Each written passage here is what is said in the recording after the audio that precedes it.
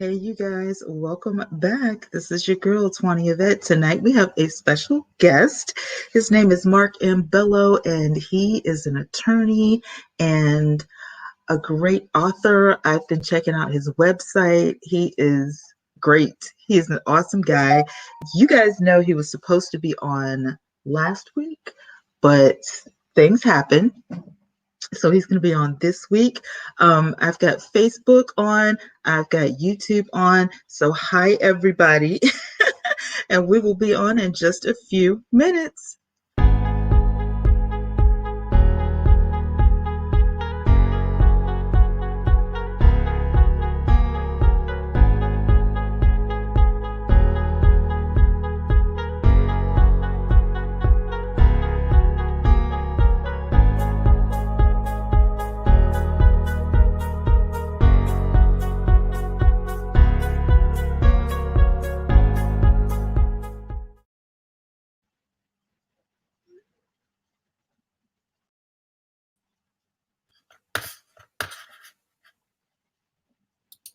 Hi, Tony.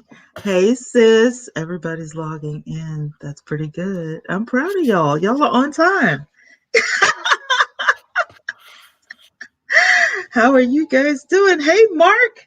Hey, We're live. We're on the air with Facebook and YouTube, and everybody's piling in. So I'm just wow. speaking to everybody. Yeah, They're all we just got dying. They're all just dying to meet me, huh?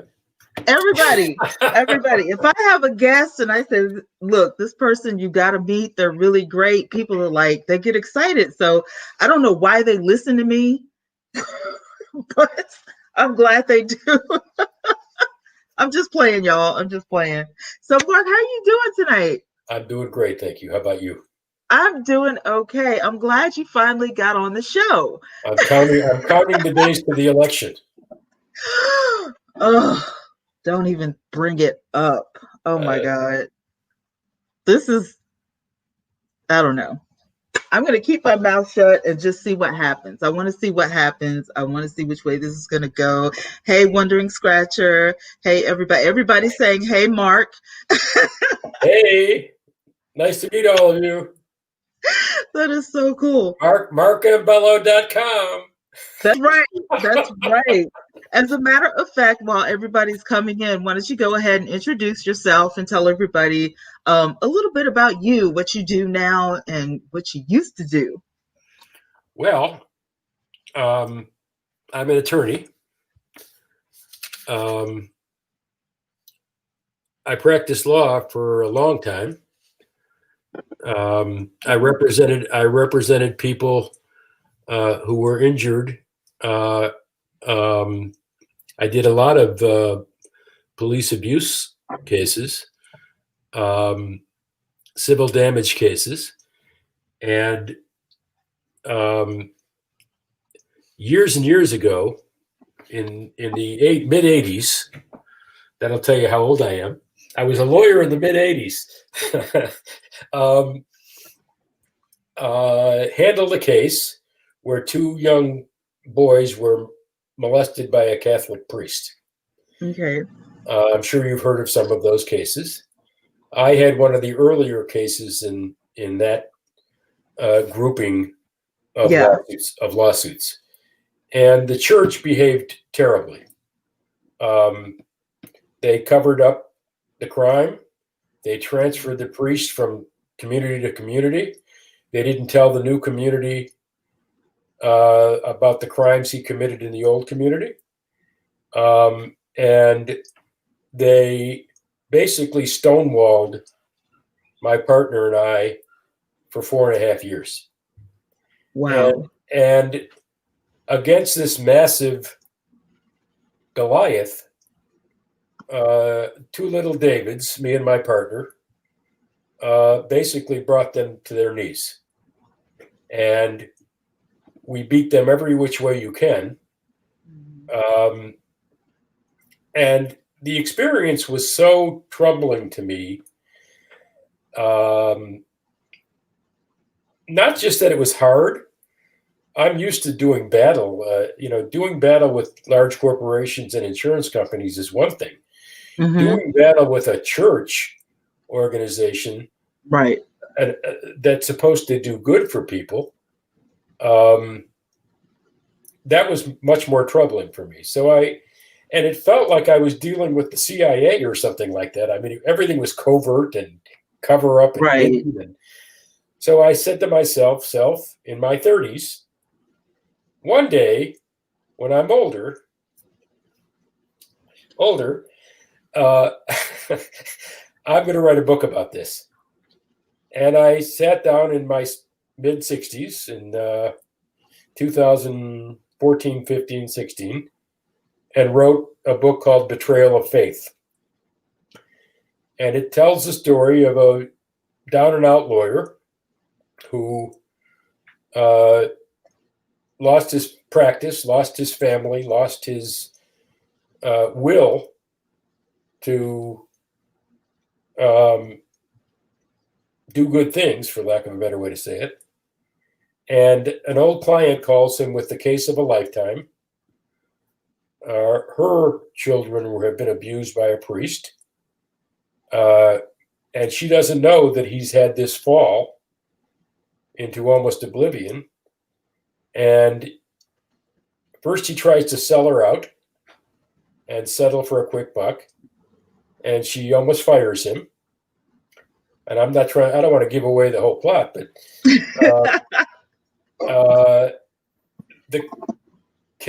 the question is, will he take the case seriously and resurrect his career with it and do good things? And that book is by far my most popular book. What I thought when I wrote it and when I finished it, because I don't fashion myself to be an author, I thought that I was fulfilling a bucket list item and that I'd write one book and be one and done. And then the 2016 election came along. And I said, oh my God, can this guy actually win? Can a bigot, a self-professed bigot, be elected president of the United States after Barack Obama? after we did Right. such good work.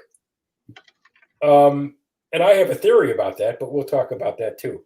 And I decided to write a book called Betrayal of Justice. And betrayal started to become the theme of my books. Right. Every one of my books has a betrayal title. Right. And the book is about a young Muslim woman who is watching television, and the president is giving his acceptance speech. And three people are watching the acceptance speech. One is my book hero, Zachary Blake, who's a devout social justice advocate, and he's very angry that this guy won. The second, by the way, Zachary Blake is not me, but he shares a lot of my political and racial and religious beliefs. He's watching the speech. This young Muslim woman is watching the speech, and she's terrified because he's threatened to expel all Muslims from the country. She's watching the speech, and a white supremacist is watching the speech.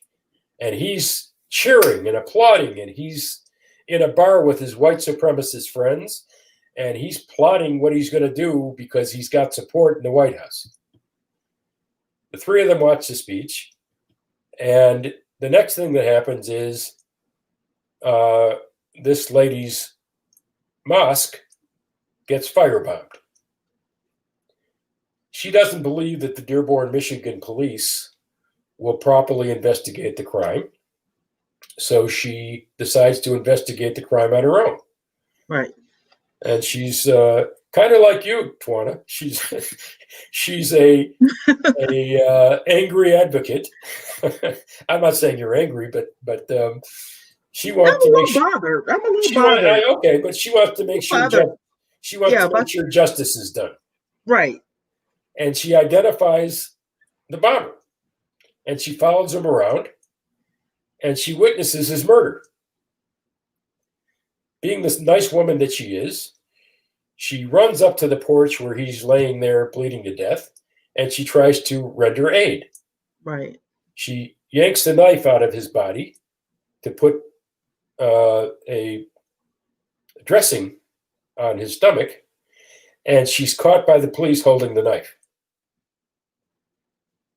Who gets accused of the crime? She does. Who has a motive to commit the crime? My God. He bombed her boss, right? Right. Zachary Blake ends up representing her, and that's my second novel.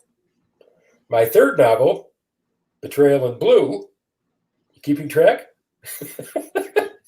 Yes, we're keeping track of the betrayals. Betrayal in Blue is about the police officer in book 2, and I won't tell you what the integration is because it'll give away the plot of book 2. Right. But he gets in trouble with the law in a northern Michigan state, and they decide to put him on trial. And Zachary Blake comes and represents him, cop against cop. The cops in the small town are trying to prosecute the cop from the big town. And there's a white supremacist angle, if you will. That's how this all started. He was chasing a white supremacist across the state, and that's how he got himself in trouble. So that's Blue Betrays Blue, and that's why it's called Betrayal in Blue. The fourth book is loosely based, if you're familiar with the case. I'm sure you are. And again, what compels me to write, except for Betrayal in Blue, which is complete fiction, is something that happens that pisses me off. Am I allowed to say that? Yes. Okay. And in the case of the fourth book, the Philando Castile case in Minnesota, where this young man is in the car with his girlfriend. I think Mark froze. Is he frozen? I'm sorry? Mark? Yes. I'm here. I think he froze. Uh-oh. There he is. I'm here. You're back. You're back. I've been here the whole time. Your video is frozen on me. I don't know if that means anything. You were frozen on me. I was like, how? I hear you fine. I don't know why you're frozen, or I'm frozen. I don't know. I hear you, and you're moving now. Okay, so maybe you'll come back to me. But you have this very interested look on your. There you go. You're slowly moving. Anyway, I don't know where you lost me, but you were telling us about your fourth book. And it's based on the Philando Castile case, which you're familiar with, yes? Yes. Did you hear what I said about it, or do it? No, you got frozen. Okay. Philando is the gentleman who was in the car in Minnesota, and his girlfriend videoed the whole thing on her cell phone. Right. And he got shot by a cop for no reason other than he told the cop that he had a gun in his car and he was legally carrying. He didn't pull it. He didn't put his hand on it. He didn't do anything. He just told the cop that he had a gun. That cop was never charged.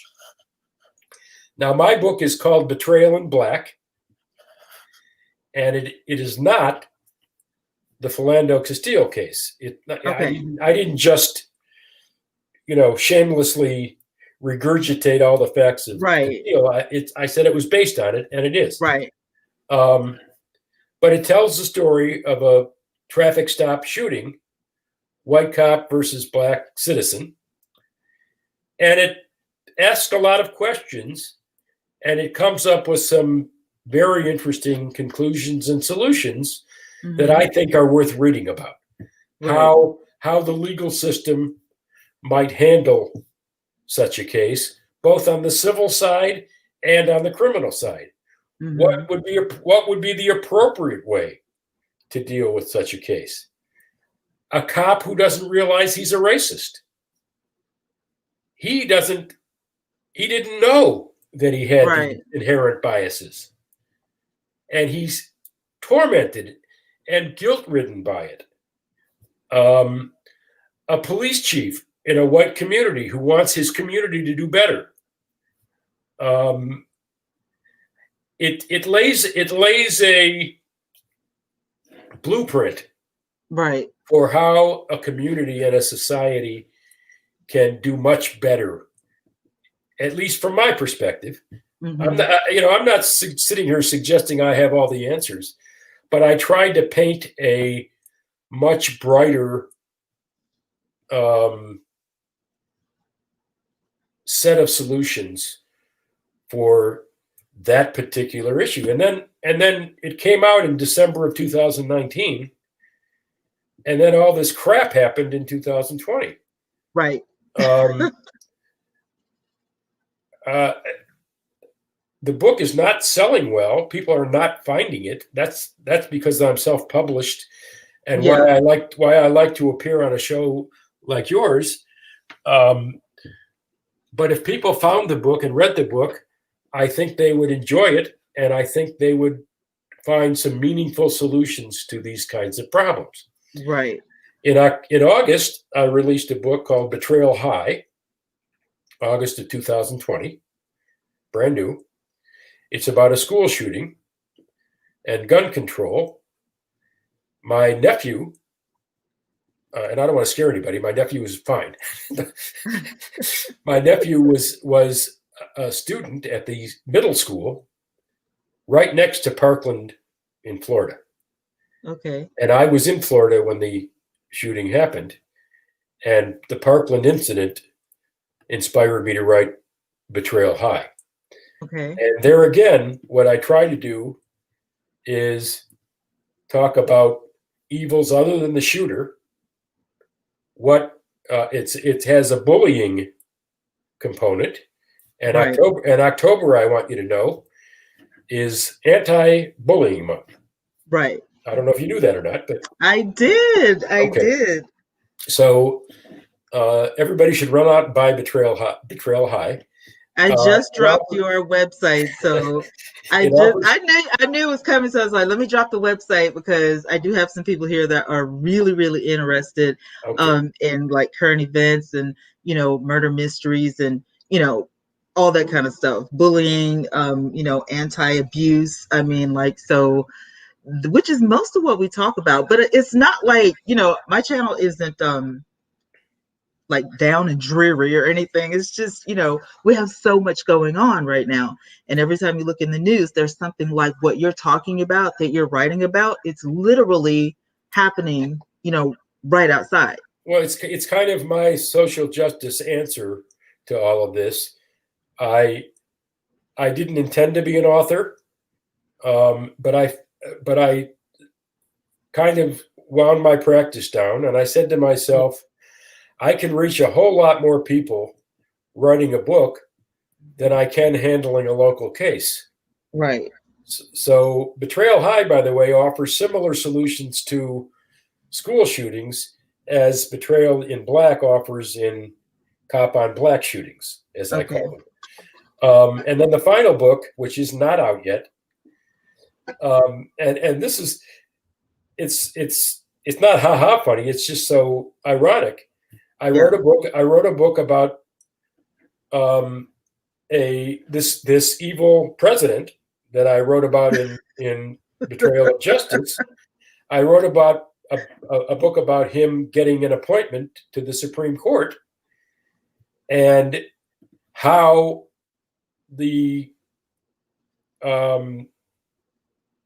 government and the citizens of the government can fight a illegitimate appointment to the Supreme Court. And then the minute I start thinking about finishing it and releasing it, Ruth Bader Ginsburg passes away, and Trump gets one more appointment.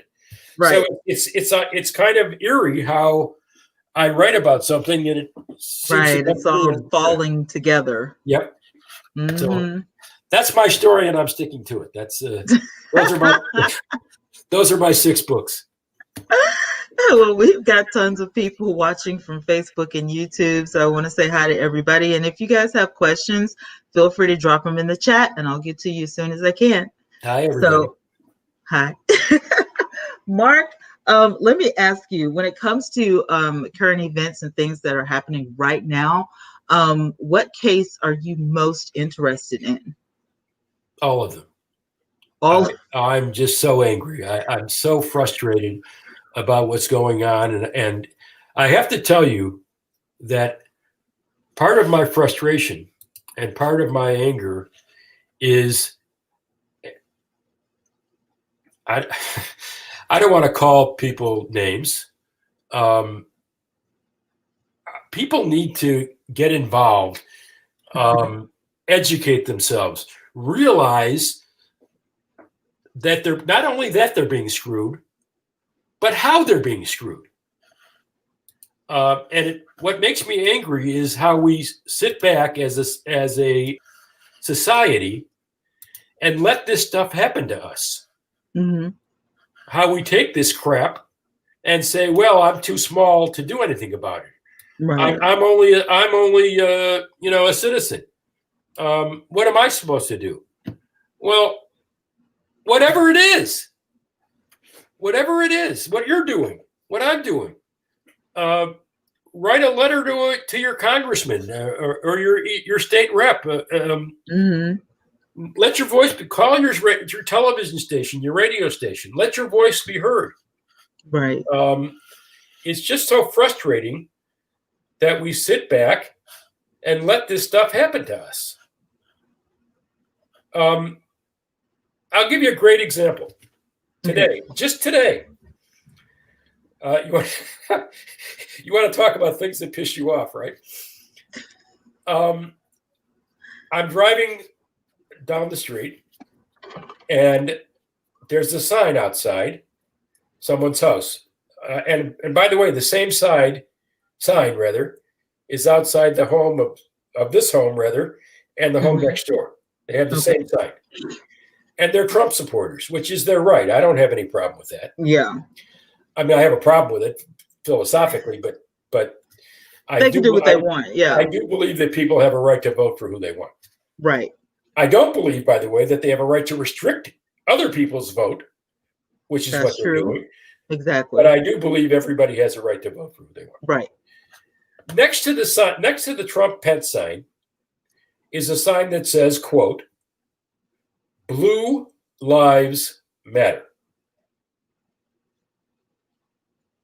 Okay? Okay.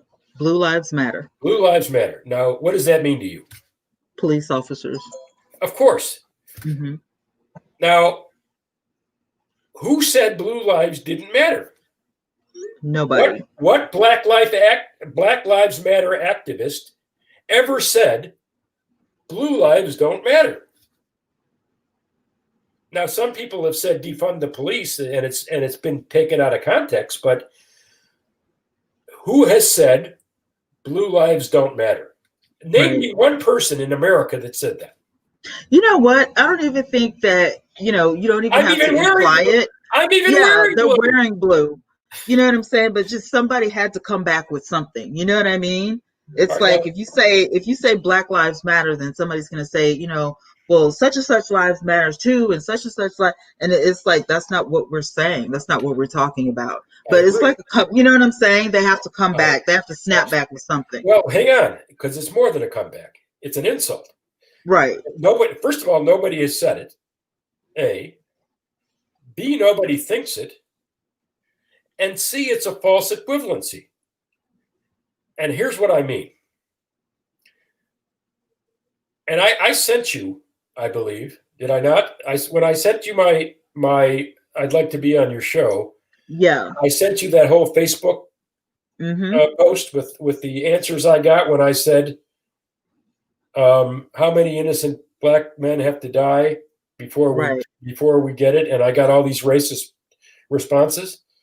I don't think we need to read them to your audience, but let's just assume that I got that, to my surprise, by the way, I thought we could pretty much guess what was said. Okay, but I thought I was going to get fully supported and instead Right. I got attacked. You got the opposite. Pretty viciously. Okay. And that was kind of surprising to me. But my question is, and here's the important point about this Blue Lives Matter issue. When and I won't share the responses, but I want to share the type of mindset that went into the responses. And it was, well, George Floyd passed the counterfeit bill. He's a criminal. Well, Jacob Blake was carrying a knife. He's a criminal. Right. Well, Rashad Brooks tased a cop and sat in his car drunk. He's a criminal. These guys are criminals. They deserve what they got. Now, I have two responses to that are, I think, important. Number one, no, they're not. There's a Fourth Amendment and a Sixth Amendment in this country that says you're innocent until proven guilty, and you're entitled to a jury trial. True? Can anybody deny that? It's true. All right. I've seen it. It's true. If those things are true, then all these people that we're talking about were not criminals. They were innocent citizens until they're proven guilty. That's number one.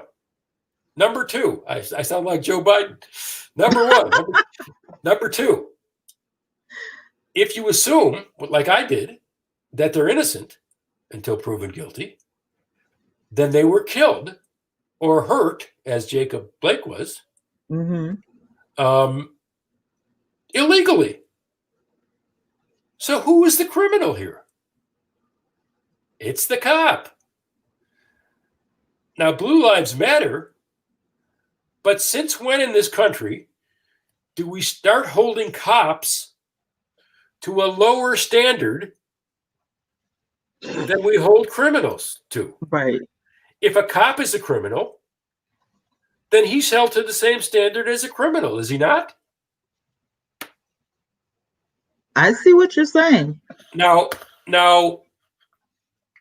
the whole issue with police and citizens being shot and killed, or having their necks stepped on, which is that's bizarre to me. I mean, I don't know how any human being can do that.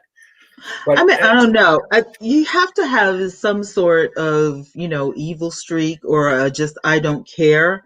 But it has to be embedded in you to do something like that. It's not just, oh, I think I'll kill somebody today. Well, in his mind, he's thinking that he's doing some good because he's getting rid of this guy because, he does this, that, and the third. And you have a case right now with a guy, Tim Norman, who allegedly murdered his own nephew for insurance money, but they're saving his life. He got death threats in prison. They're saving his life. They have him hidden so that he can, have his trial so that he can get what he really deserves. Because it's important. And I feel like the police officers, they jump the gun and they take it into their own hands. That's not what anybody wants. Well, if this guy is a criminal, to your point, though, when you say take it into their own hands, what is the function of a police officer? He's supposed to protect and serve. And the definition of that, if you want to narrow that a bit, because that's a broad characterization of a cop's job. Yeah. You're protecting citizens by looking for criminal activity and arresting people for it. Right? Okay, yeah, definitely. That's your job. Definitely protect me from somebody who's the real criminal. Okay, now, is it the cop's job to decide whether you're innocent or guilty? It is not. It's his job to take you to jail so that you can have a fair trial. Correct. Is it his job to decide whether you're guilty or not? No. No. Is it his job to try you and convict you? Absolutely not. Is it his job to render sentence against you? Absolutely not. So all these people we mentioned, except for the gentleman who got shot 7 times and lived, unbelievably, all of these guys received the death penalty. Right. The death penalty. For what? Let's assume, now I'm not saying George Floyd is guilty, but let's assume he passed the $20 bill. Right. A counterfeit $20 bill. Is that a death penalty offense? Absolutely not. It's not even a felony, I don't think. I mean, I should know this. I'm not a criminal lawyer, but it's not. Aren't you an attorney, Mark? Yes. Counterfeiting is a felony, but okay. But larceny under 100 is not. And it's $20. It's $20.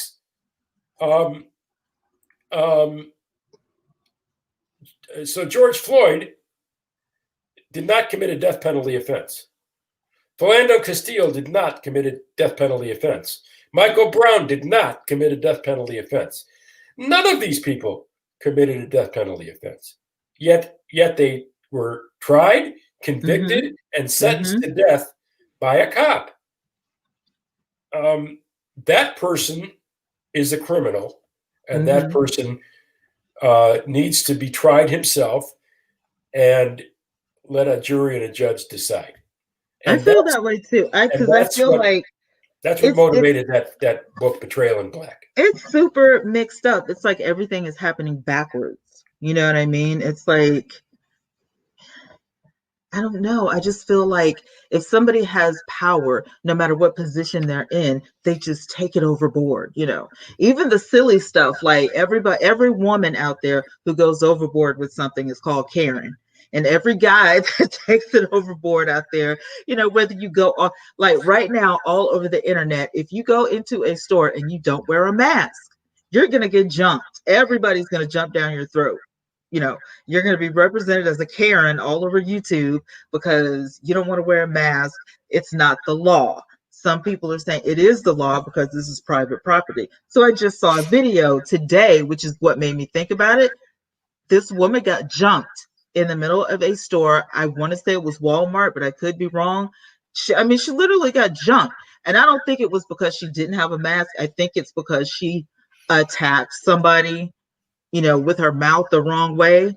You know what I'm saying? And it just, you know, turned into from you don't have your mask on to all of a sudden somebody's a racist. And I'm like, that wasn't even part of the conversation. Can I push back a little bit, Tawana? Because you may. I think that the issue of mask wearing, while it isn't the law, but you know, if somebody comes in your store and you have the sign up clearly that you must wear a mask before entering, I feel like people should honor that. It's your store. Oh, I agree with you. I thought you were taking the other approach, that she shouldn't have been jumped. I feel like I don't think she should have walked in the store without a mask. That's my point. I don't think she should have, but at the same time, I feel like people are losing self-control because of the state that we're in. Yeah, everybody's flipping out, and I think they're appropriately scared. Yeah. I think everybody's flipping out. The cops are flipping out. The civilians are flipping out. Everybody's just, you know, you don't know which way to go. And I feel like the president of the United States is not making this any better. I was just going to say that. Here again, this starts at the top. We need leadership. That woman doesn't walk in the store without a mask if this president doesn't invite her to. And that's basically what he does. Exactly. And the fight wouldn't even have happened because she wouldn't have been able to say it's not a law. I mean, it's like, but you're not on public property. This is somebody's store. This is their individual store, and they have the right to refuse service. And then all of a sudden, the guy behind the counter is an Indian. So all of a sudden, you're just doing this because you're not American. And I'm like, how do you even know where this man was born? Like, where did that come from? What he's trying to say is that, you know, I'm an American and I have freedoms, and there's no law that says I have to wear a mask, and this is freedom of speech. And I feel like Trump needs to step up. Where I stop on that issue, because I absolutely believe in freedom of speech. I'll compare it to the protests, to the racial protests. Because you can say what you want. I just feel like you don't have to punch somebody in the face, because they said what they wanted to say. Have some sort of control. And I feel like a part of that, Trump can silence a bunch of this stuff.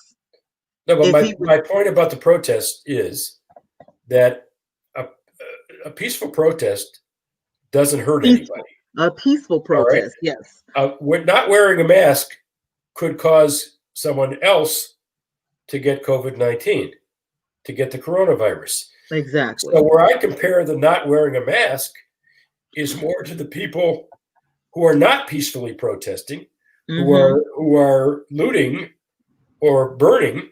Those are the people who are not wearing masks. Yeah, the people who are losing control. The dangerous protests. And that's what not wearing a mask is, in my view. And it's so funny that you said that, because we had a couple of protests. I'm in Alabama, and so right here in my city, we had like a couple of protests. Now, you have the first one that was so peaceful, you barely even knew anybody was there, I live 2 blocks away from the inner city, couldn't hear a thing. I was like, this is great. If you want to go out there and join the protest, you can. Nobody's going to get hurt. The second protest could have gotten out of hand, but the police that were in charge of this shut it down before it even got started. And I'm like, if that can happen here, why can't it happen, anywhere? Yeah. You know what I'm saying? And we have all races on our police force. And I'm not saying that Alabama has the best cops, because we certainly do not. but in that moment, you know what I'm saying? It didn't matter. Like the white cop and the black cop and the Latino cop, they joined forces and was like, we don't want our city to be torn up. So if you're not going to be peaceful, you got to go. And I was proud of that moment. It gets back to that Blue Lives Matter sign. I don't remember why I didn't finish my point, but maybe we got off on a different conversation. I think so. But what the guy with the sign didn't understand and doesn't understand, and what the average person like him doesn't understand, and we kind of alluded to it, but I didn't really hammer home the point, and that is that the cop in these cases is the criminal. Yeah. It isn't that blue lives don't matter. It's right. Who's the criminal. And in those cases, it was the cop. Right. Now, I know you had a couple of podcasts about Breonna Taylor. I did. And I promised you a perspective about I would love to hear your perspective on that. I've been waiting for that. Now, here's the problem. The problem is that, and I sent you an article, I think, and I gave you my predictions, and my predictions came true. Now, what I was going to do last week, when the internet interrupted me, was I was going to predict what was going to happen. Right. And I was going to predict that what was to happen is that 1 or 2 cops would get charged with lesser offenses. Exactly. Now, why is that case so much different in my mind or in other lawyers' minds than these other cases? George Floyd, different. Jacob Blake, different. Philando Castile, different. Michael Brown, different. Freddie Gray, different. Why are they different than Breonna Taylor? Answer, legally, and why I expected what happened to happen. Although I must say, I don't want to be inconsistent here. There's this investigation requirement, full investigation, not some sham investigation. And that's probably the question in Breonna's case, whether there was a full investigation and airing of her family's grievances. But carry the investigation to its logical conclusion. The reason they didn't get convicted is because they were doing their job as they were ordered to, and an unknown force from the other side of the door began shooting at them. And any human being, even a cop, if they're shot at and have a gun, will shoot back. Exactly. Now, here's my problem with Breonna Taylor and what happened won't happen again because they corrected the biggest problem, and that is the no-knock warrant in the first place. There Right. was no need for a no-knock warrant in a petty drug crime, especially when they knew that the perpetrator wasn't in the apartment. They were just looking for evidence in the apartment. You know, I'm sure you watch TV and the movies. We all do. Mm-hmm. And what a no-knock warrant is for, think about a movie where there's a drug kingpin or something, and there's Mm-hmm. a big drug deal about to go down, and the cops raid the mansion, and everybody starts flushing drugs down the toilet. Right. Can you picture that movie? I don't. Yeah. Traffic or something like that. The Michael Douglas movie. The immediate harm that will be caused if you let people know you're there. A crime is being committed on the spot, and you've got to get in there to prevent the crime. Mm-hmm. That didn't exist in the Breonna Taylor case. No. There was no need to not knock on the door at 3:00 in the morning and break into her place. And that's exactly why her boyfriend got scared and opened fire. Right. So the warrant itself is the crime. Now, why isn't it being prosecuted? Because the discretionary, this is important, by the way, I want your listeners to hear this. The discretionary behavior, the decision-making of the brass, the higher-ups, those people have immunity when they make a bad decision. They didn't shoot anybody. That's Right. why the cop is the target of the investigation, not the guy who sent him in there. To me, not the law, just my own personal opinion, the bad guy is whoever it was that went to the judge and convinced him that this crime needed a no-knock warrant. That's a bad guy. And the guy that sent him to the judge, I presume the police chief, and told him to get a no-knock warrant. Why? Why? Who was in there that was going to commit a crime that endangered society, that justified a no-knock warrant? And Kentucky did the right thing. I'm not a big fan of red government, but I don't want to say red states. There are great people in red states. You're one of them. But there was no reason for a no-knock warrant in that case. Right. I agree. But not the cops. The cops just reacted to a shooting happening on the other side. By the way, did you see what this cop got charged with? He got charged with shooting into a different apartment. That was his negligence. Oh, yeah. I did. Okay, I found out about that today because the person that lived beside Breonna Taylor, they finally spoke out. So you should have only shot into the one that you intended to shoot into. You should have shot into. Well, yeah, there shouldn't have been any shooting at all. But since you did, that's what this guy is going to go on trial for. Mm-hmm. Because he shot into somebody else, not because of what he actually did, which is ridiculous. Because they feel like $12 million is enough to shut Breonna Taylor's mother up. It's kind of what if you saw what Charles Barkley and Shaquille O'Neal got in trouble over. Did you see that? No. Well, they were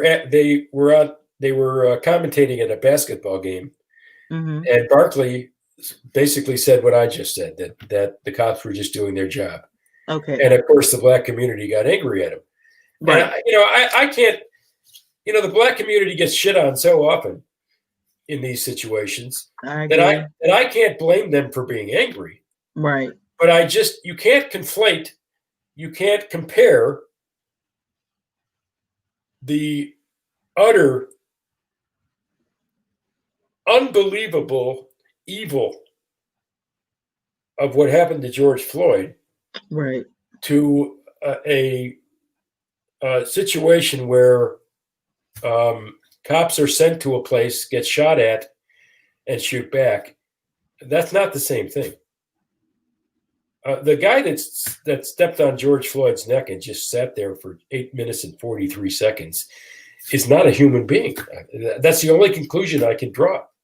How he's a cop or was a cop is unbelievable to me. White, black, green, I don't care.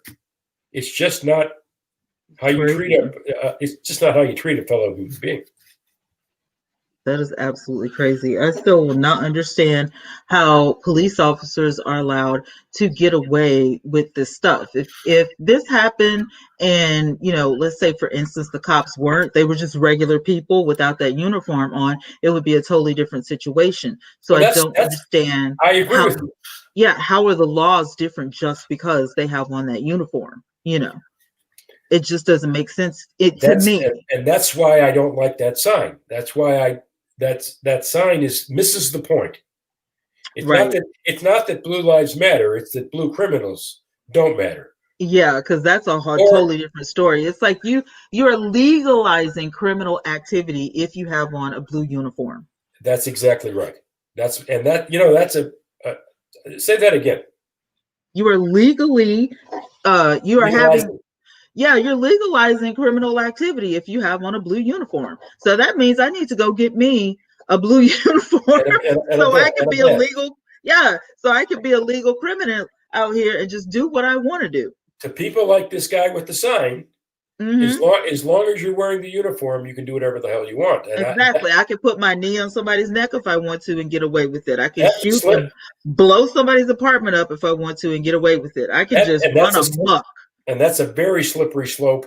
And you don't want to be the guy on the other side of that door. That's right. That's for damn sure. And the guy with the blue sign does not want to be on the other side of that gun. And people don't think about that, though. That's the thing that really burns me up. Is I'm like, I hear what you're saying. You have a right to say what you want to say, but you are not putting yourself in that other person's shoes. If you were on the other door of Breonna Taylor's apartment the night that she got killed in her own home, minding her own business, what would you have to say about this? If you were the boyfriend, or if you were her, or if you were her sister or her mother, how would you feel? How would you feel in that situation? And somebody was actually asked this question on a different show, and the woman was just like, well, she shouldn't have been, doing what she was doing in the first place. And I'm like, that doesn't matter. You don't even know what this chick was doing or if she was doing anything. Sleeping? What was she doing? Yeah, well, they meant like she used to date a drug dealer. She used to date a drug dealer. So I guess what you're saying is watch who you date. That has who you date has nothing to do with, I better be careful if I go to sleep tonight because I might die. Well, not only that, but that gets back if I go to bed tonight, I might get shot. So what do? Sleep in a bulletproof vest? But it gets back to my earlier point. Guy's naked in the street. He gets a bag put over his head and he's smothered to death. Right. Mr. Prude, is that what his name was? Yeah. Passing a counterfeit bill. You get a cop sitting on your neck for 8 minutes and 43 seconds. Right. Exactly. Disobeying a cop's order, you get shot in the back 7 times. Tasing a cop.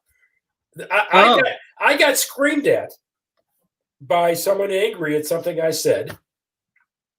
I got screamed at by a citizen who said Rashad Brooks deserved it. He tased a cop. And I said, since when is a taser a lethal weapon?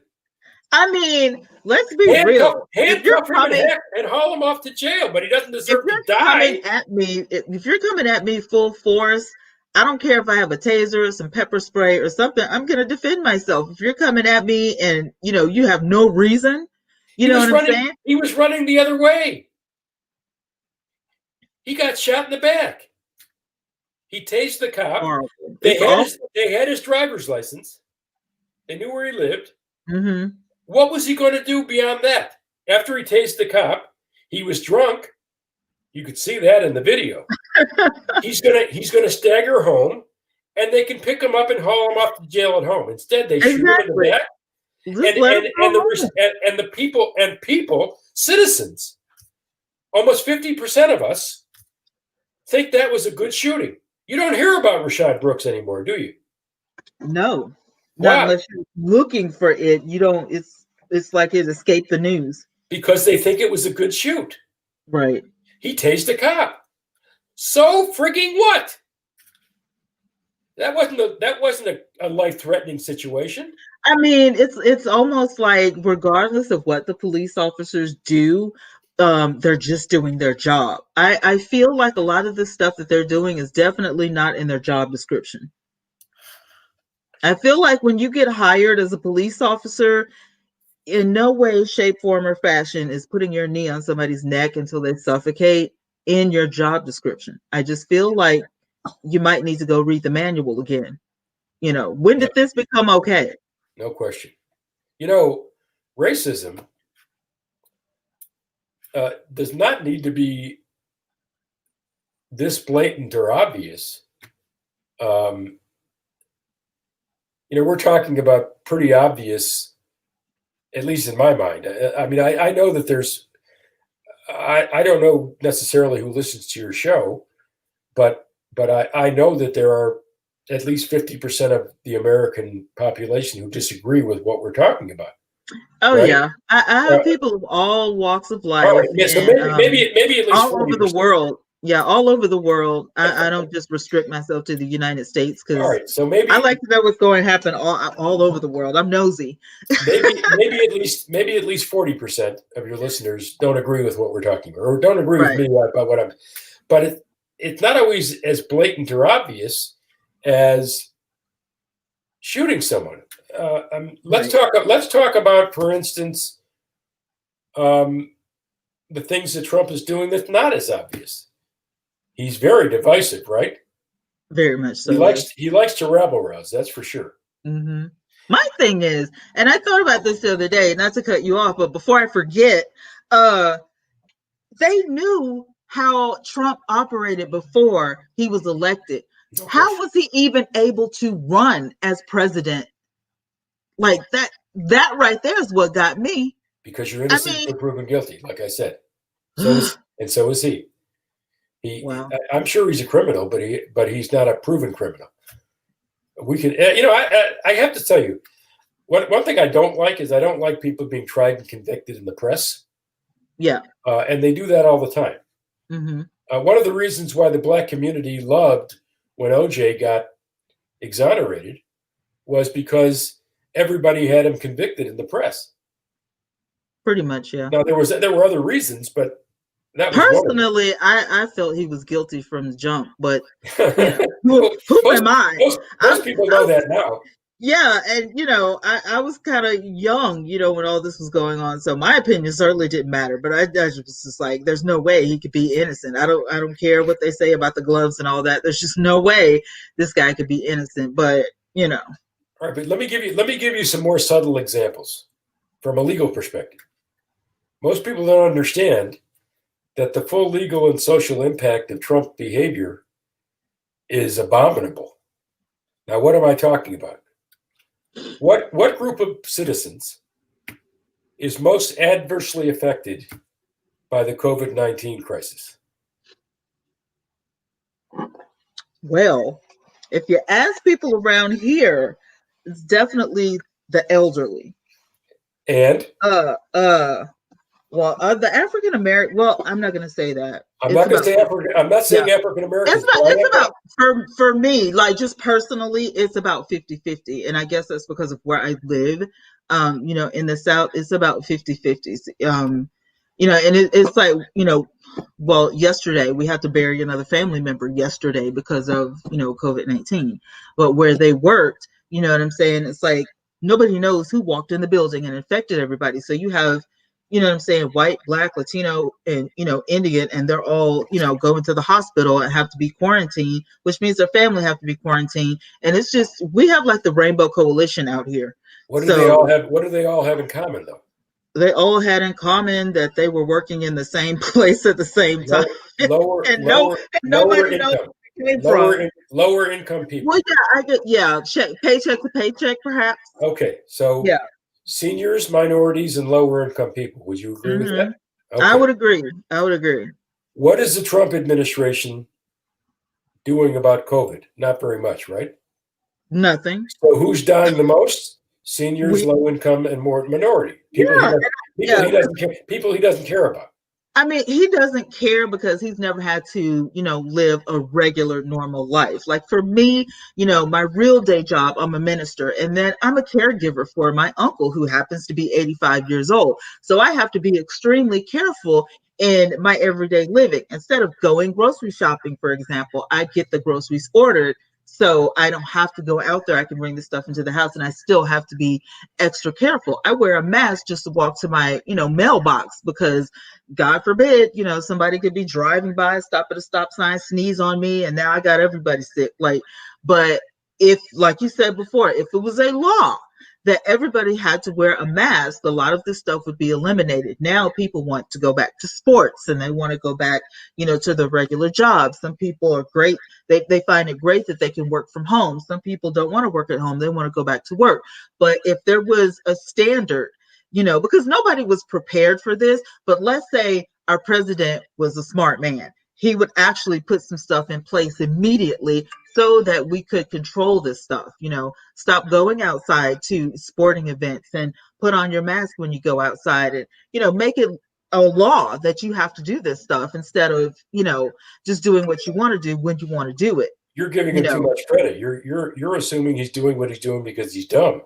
I think the president is a smart man. He's smart in some aspects, but he's very ignorant when it comes to, the everyday person. He's evil and careless. There's a difference. Well, he is, but he's definitely ignorant of some facts. What else is he trying? What else is he trying to do during the COVID crisis? I don't think he's trying to do anything except for not pay his taxes. He's trying to dismantle Obamacare. Well, yeah, he's been, against that from day one. Right, but what will happen to people who have the pre-existing condition of COVID if they get cut off their Obamacare? Well, he wants them to die anyway, so okay, but that's another legal consequence of having this guy as president. Let's talk about work and corporations. You mentioned a bunch of citizens that got COVID at work, right? Yeah. Who's liable for that? Answer. I would say the person 45, the president. The place where they got COVID, right? I would say the president because he could have stopped all this. He could have said, "You can't go, and we're going to help the citizens." Right. But so could the shop owner who opened the shop, right? Well, I don't think Polaris is going to do that because they're worldwide. So I don't really think. I don't really think they're going to do that. They could. Could they have protected their workers better than they did? Yeah. All right. So, is there a legal consequence against these people who allowed their citizens to get or allowed their workers to get COVID? No, because they want their products, out in all of the. You're giving me a citizen's answer. I'm going to give you a legal answer. Because my daughter works out there.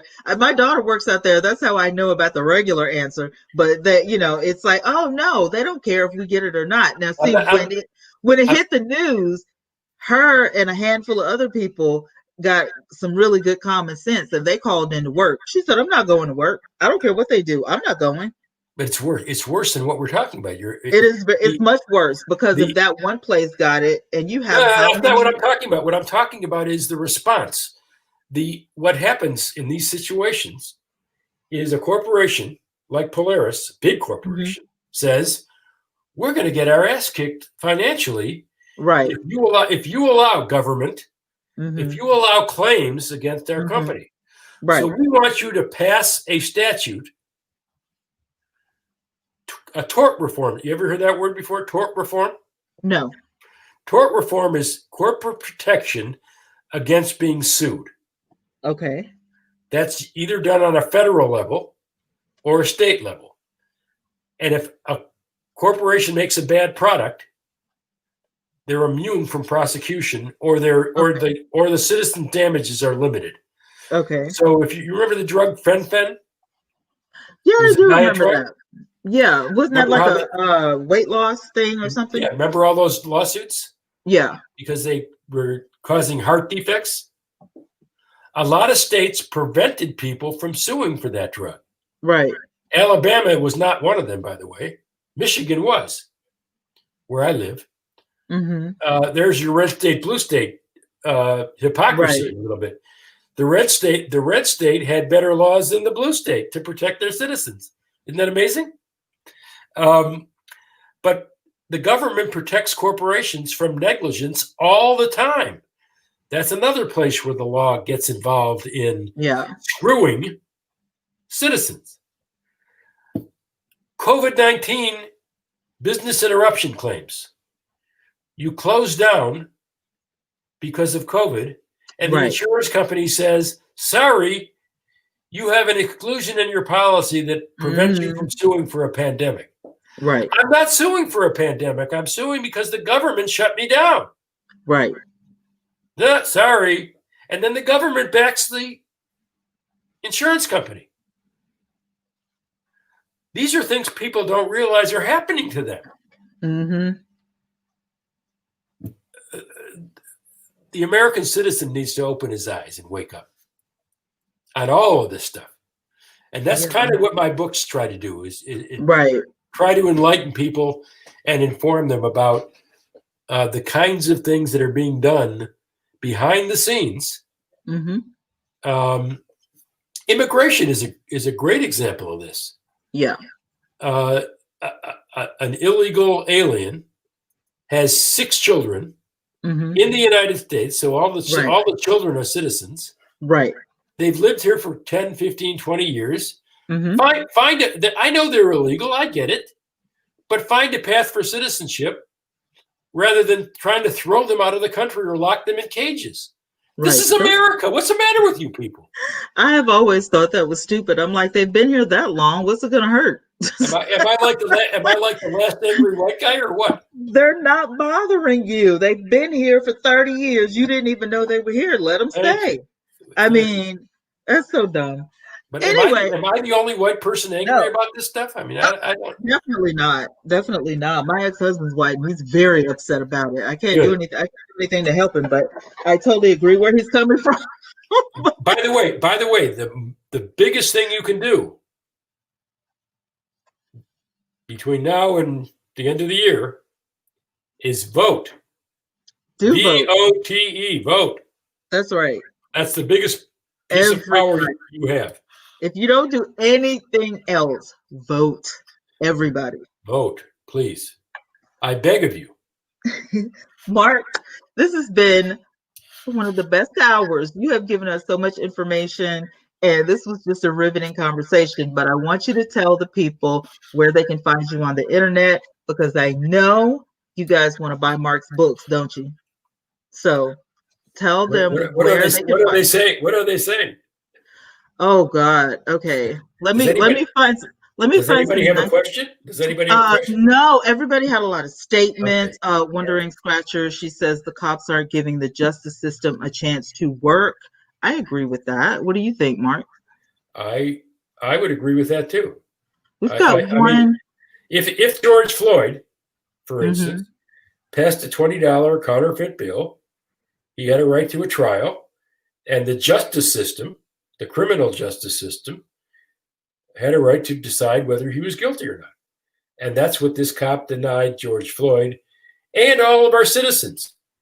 George Floyd is you, he's me. By the way, this happened to me. I don't know how much time. I think you're out of time, right? Yeah, but you can talk. I got George Floyded. Not like George Floyd, but I'll tell you the story. I'm at the airport. I'm picking up my wife.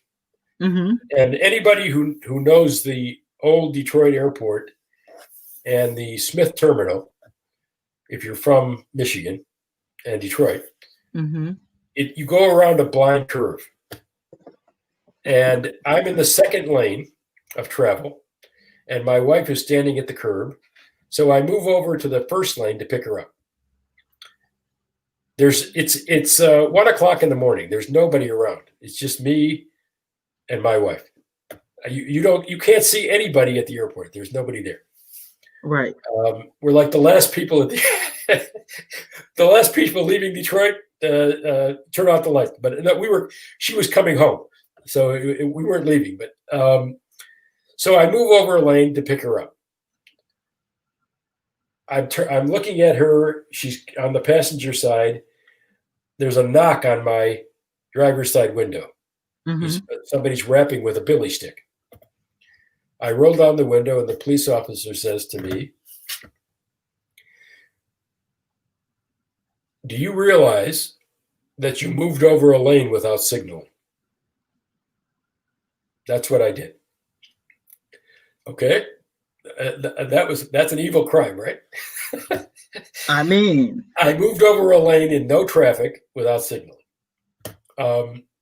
So I said, "No, I didn't realize that. I saw my wife at the corner, and I just moved over to pick her up. right. I'm so sorry." He says, "License and registration, please." So I said, "Are you kidding me? It's 1 o'clock. It's 1 o'clock in the morning. We're the only ones here. I apologize. Seriously?" He says, "License and registration, please." So I angrily went into my pocket like this. He says, "Hands on the dash, hands on the steering wheel." Mm-hmm. So I put my hands on the steering wheel. He says, "License and registration." So I said, "License and registration or hands on the steering wheel. I can't do both." He didn't like that comment. Well, it's the truth. So he said, "Step out of the car, sir." So I said, "You've got to be kidding me." He said, "Step out of the car, sir." So I stepped out of the car and I slammed the door. I'm really angry. And I'm a pretty laid back guy. I don't get that angry. But I mean, I told you that all these things we talked about tonight anger me, but I'm a pretty nice guy. And by the way, you can't tell on Zoom or YouTube, but I'm a short little guy. I'm a little Jewish boy, about 5'5", and I weigh about 170 pounds. So I'm a little short, fat guy. Chubby, I wouldn't say fat. Anyway, this guy is 6'8". It was a joke. So I get out of the car, and he says, "Face the car, put your hands on the, and spread them." I go, "You got to be kidding me! Just write me a ticket." and then I think I said, "I'll beat it in court." I do need to learn to shut my mouth, but that's beside the point. It's okay. It's totally okay. We understand. So he starts patting me down, and then I see him pull out handcuffs. Handcuffs. So I resisted him putting on handcuffs. Can you do that? Well, no. But you're going to handcuff me over a traffic ticket that really wasn't even, that didn't even justify knocking on my window. Wow. And he's trying to handcuff me, and I'm like trying to get away from him. I don't want to be handcuffed. First of all, I'm claustrophobic, so wow. I can't be handcuffed. Anyway, I'm making a short story long, I guess, but I want to set the table for you. This 6'8" guy is having trouble restraining this little 5'5" fat Jewish boy. and he has a little microphone on his shoulder. Right. You know, they carry these walkie-talkies. Yeah. He says something in it. 7, 8 cops show up out of nowhere. I don't know where they were. All Wow. all of them jump on me, and they slam me to the ground and jump on top of me to handcuff me. Wow. I want you to know, well before George Floyd, Because you were that dangerous. You were that I was dangerous that that they dangerous. felt like, Now, yeah. well before George Floyd and all of these other incidents that happened before him. This happened. I was 50, so 18 years ago. So 18 years ago, guess what I said while I was under that pile of cops? Because I couldn't. The answer is, I can't breathe. I can't breathe. I thought I was going to die. I could not breathe. Wow. I had 8 cops pressing me to the ground on top of me Wow. over a routine traffic violation. That's crazy. Now, I'm a white guy. I mean, you can see I'm. It doesn't just happen to black people. Right. It can happen to anybody. There's a power issue here. There's an I can do it issue here, and there's a lack of consequence for one's behavior here. Now, your listeners will be happy with the end of the story, which is, by the way, I didn't finish. I was handcuffed, thrown into a squad car, and hauled off to airport jail, where they locked me up for 3 hours. And then they released me with a ticket. 2 tickets. The illegal turn and resisting arrest. Your listeners and viewers will be happy to hear that I went to court, fought the ticket, beat both of them, sued the cops, and collected a small settlement, monetary settlement, and then donated the money. Bravo. To a police brutality victims organization. So I guess you could say justice prevailed. But can you imagine, Tawana, how I'm feeling when I'm watching this guy kneeling on George Floyd's neck? I know. And sucking the life out of his body? I mean, couldn't I believe can't it breathe. myself. And you can hear him on the video saying, I can't breathe. Yeah. And I know. It's freaked out. We do have a comment for you, though. Okay. Screen Learning says that medical issues should be considered for arrest. Unfortunately, they are not. Do you have any thoughts on that? Did he say mental or medical? Medical issues should be considered for arrest. Unfortunately, they are not. I'm not sure what he's referring to. Medical issues to the victim, to the perpetrator. Who's he talking about? Is he still there? Yeah, Screen Learning. Let us know what you're talking about. It also says abuse of force by the police happens to all people, and people are quick to embrace tyranny to push an agenda. Okay. There's no question that absolute power corrupts absolutely. Mm-hmm. Joe Biden has a very good quote about the Supreme Court.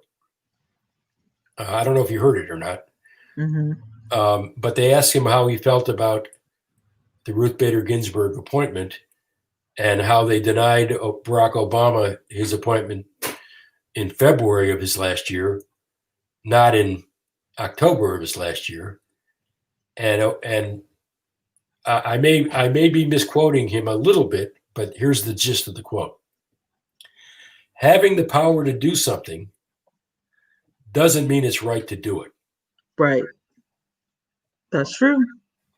And he's exactly right about the Supreme Court. And that also applies to the police. Now, the policeman in my situation, my little traffic ticket situation, Mm-hmm. I am supposed to be a good little boy and follow the police officer's orders. And by the way, my message to your viewers and your listeners is not to behave like me. It was 1:00 in the morning. I was tired. I'm a lawyer. I know the law, and he was out of line, and I probably should have kept my mouth shut, followed his orders, and done what he said without the attitude and the anger. I'm not saying I was blameless, but getting back to my point about who's the cop and who's the criminal, I believe that a cop has an obligation to the citizens he's promises or swears to protect and serve, to accept a little bit of abuse, verbal abuse, to accept it and expect it, and look the other way a little bit.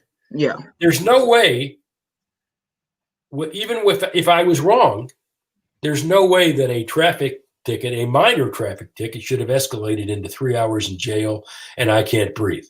Right. No way. No way. Yeah, that sounds a little crazy. And I recounted the event like it was yesterday because it feels like it was yesterday. Yeah. I'll remember it the rest of my life. And again, I'm saying, you said you were claustrophobic. That's a medical issue. But they have to know that. I think what he's saying is, I'm sorry. I think what he's saying is that maybe they should assume that, or take into consideration, various illnesses or injuries, or maybe I had a bad back. Don't slam me to the ground. Right. Yeah. I agree with you. I agree with what he's saying. But even if you say, I can't breathe, or I have a medical condition, or, hey, I can't do this, my oxygen tank is over there. I mean, they should at least, pay attention to that. You might be lying, but you know what I'm saying? Like, same guy just made another interesting point. I had the resources to fight them. Yeah. A lot of people don't, and he's right. And that's the point we were making earlier about the justice system and the poor. O.J. Simpson had the resources, wherewithal and resources to fight the system. The average black person doesn't. Mm-hmm. Even a middle class, you can go bankrupt. Fighting. Yeah, you could. The criminal or civil justice system. You could totally go bankrupt trying to, make a point. You may not even care about when you just want to make a point. I love this guy. Who is the Screen Learning? He's one of my YouTube friends. Tell him I'm madly in love with him. He can hear you. He's right. You're not trained to deal with it. I'm not trained to deal with attitude and anger. I kind of am, actually. I have to, when I go to court, I have to curb my attitude. Well, yeah, because you're an attorney, so you kind of have. Yeah. No, I wasn't an attorney that day. I was a citizen. You were just a regular person.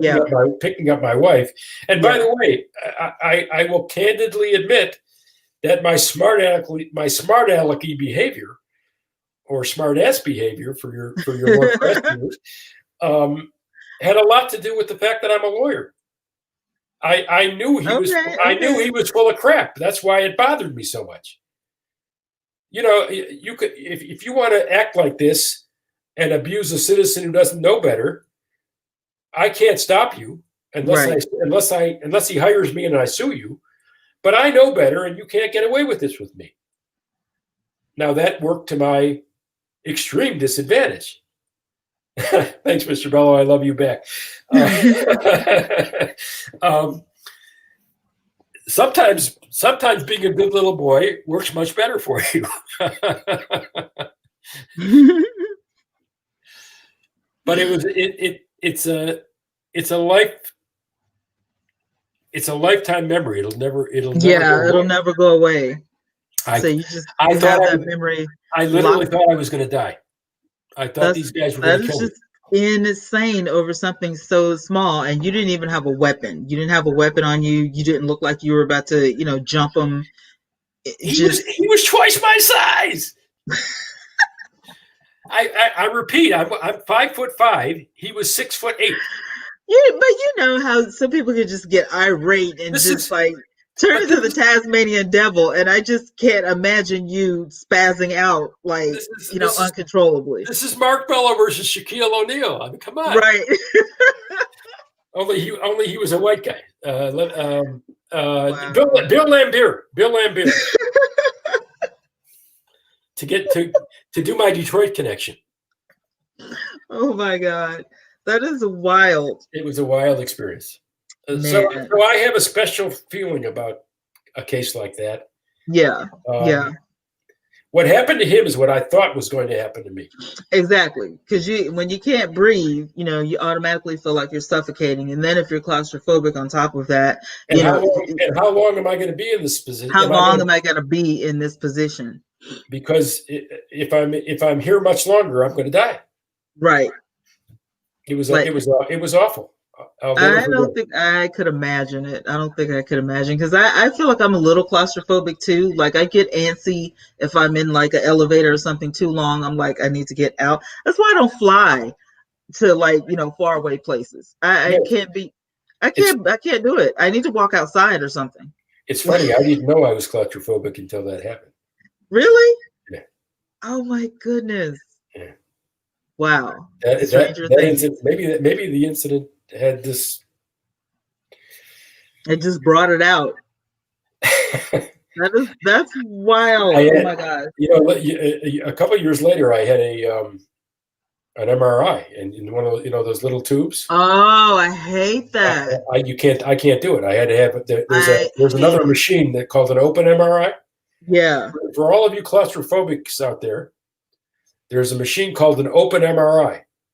So tell your doctor if you need an MRI that you need an open MRI, I've just been dealing with it. Like I hate it, because I feel like that thing is going to fall on me or something. But it's a life-changing event, an open MRI. If you got I have a bad back as a result of that incident, which is another reason why I remember it so well. Right. And I've had my back MRI'd several times, and yeah, for that I found out about this open MRI, and it changed my life. It's much easier for a claustrophobic. Well, all right. So there's my medical advice for the day. This is the first time all year I have actually went 22 minutes over my show time. Like, this has been really cool. I have to say thank you. My pleasure. I knew you were going to be worth the wait, because I was like, I'm so sorry for last week. What am I going to have to do to get this guy on my show? Does he not like me or something? Like, what did I do? No, I'm madly in love with you too. Thank you. Well, your best friend on YouTube has a whole other, yeah. Wait a minute, let me see what he's saying now. Education and civics should be expanded past 1 or 2 classes in school to get citizens more exposed to legalese and government functions. The average citizen's okay. I agree with that, but I also think that education should be basic, and the most basic aspect of our education should be our constitutional rights. And if everybody respected the Constitution more than they do, and knew the Constitution and knew their rights under the Constitution, both the police and the citizen, we'd be far better off. I don't think you'd see police officers abusing the Constitution, and I don't think you'd see people misunderstanding what their rights are, right, when they're accused of things. Now, it didn't work for me. I knew what my rights were, but that was an attitude problem, not a knowledge problem. Right. I just let my attitude get the best of me. That was my failing. But he's right. Civics, constitutional protection, let's call it that. Constitutional rights, civil rights.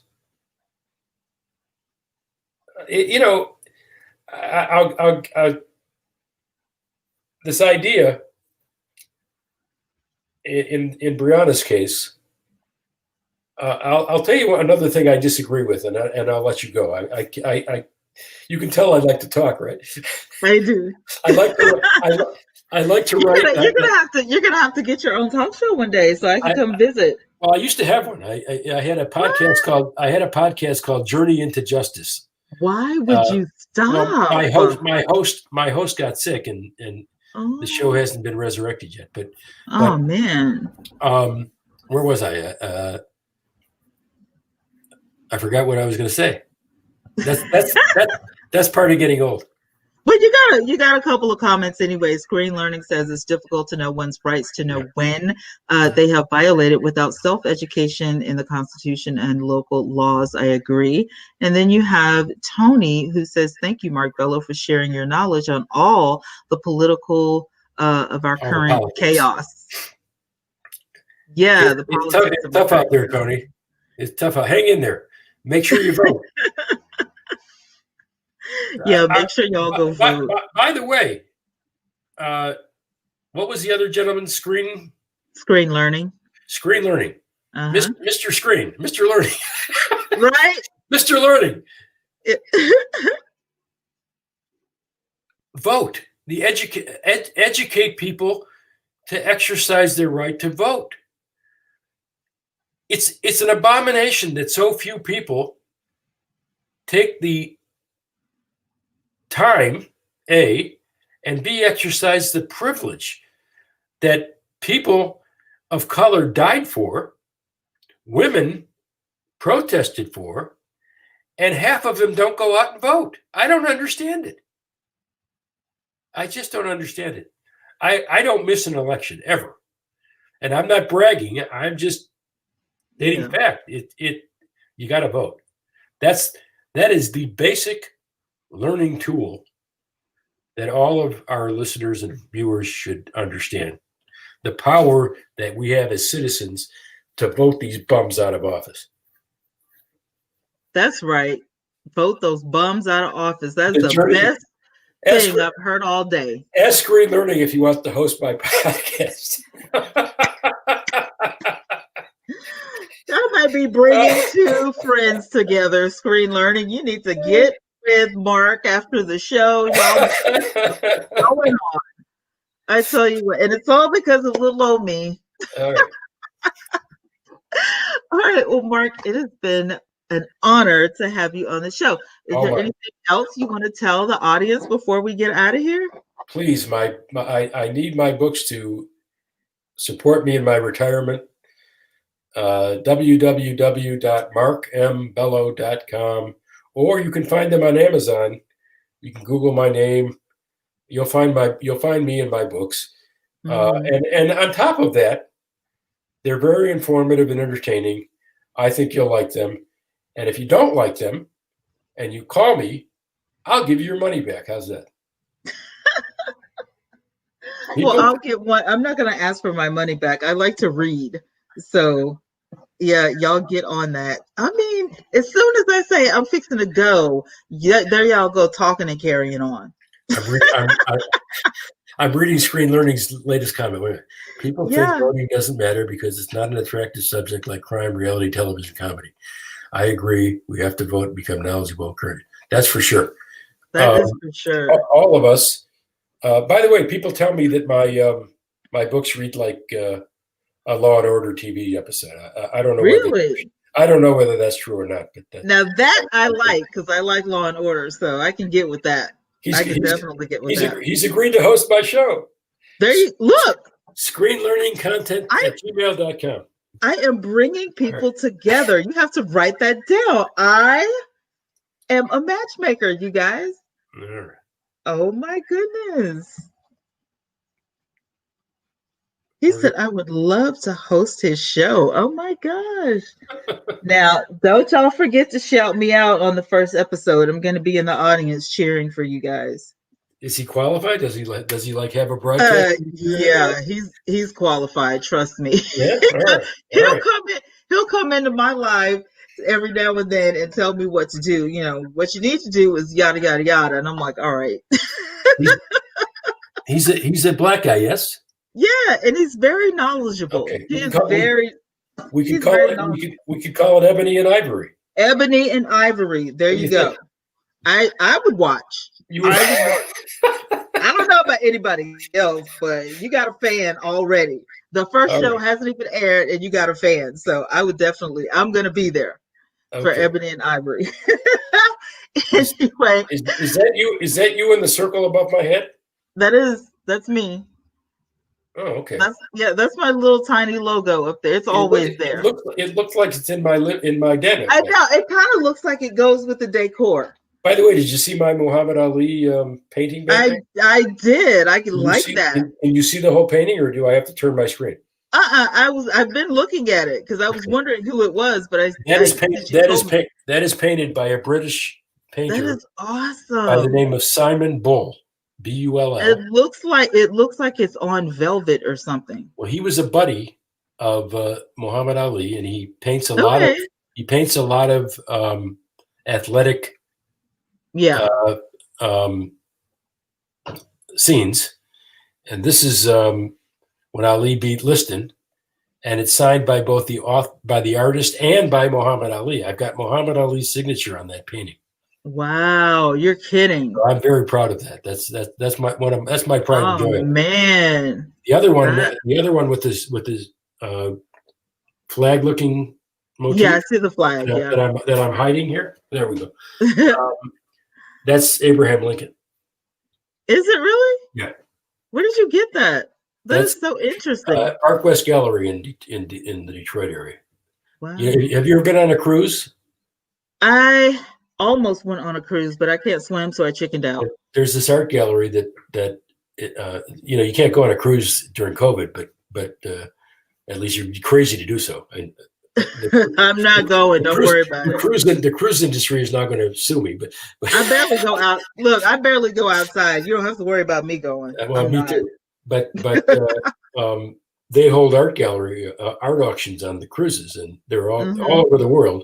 But they happen to be headquartered in Southfield, Michigan, about 2 miles from where I'm speaking right now. So they're in my neighborhood, and I love that place. Really nice pieces of art. I bought both paintings from them. That's painted by a Detroit. Nice. That one's painted by a Detroit painter by the name of Tim Yankee. So the flag is an actual painting. That's really nice. Yeah, that one is a copy, but the other one, the Ali is an original. Yeah, that's original. And so your buddy Screen Learning says it's only fair that I get the first opportunity in hosting. I'm going to let Screen Learning do it. I want to be in the audience sometimes. I can't do everything. We can do a threesome.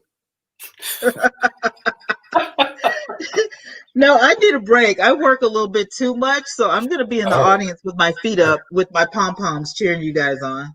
Well, Screen we'll definitely talk, Screen. Awesome. Well, thank you, everybody. Thank you, Mark. I so enjoyed this hour and a half. We have to do this again. This is only part one. We have to do this again. You got it. Let me know when you want to do it. Awesome. Okay, you guys, don't forget to like, share, comment, and subscribe. Share this out with somebody so they can be enlightened. I appreciate everybody from Facebook, everybody from YouTube that came in to listen. And to all you replay viewers, if you need anything, just hit my About section, and I'll be so happy to get back in touch with you. Thank you guys so much, and I'll talk to y'all later. Bye. Vote. Vote. Vote.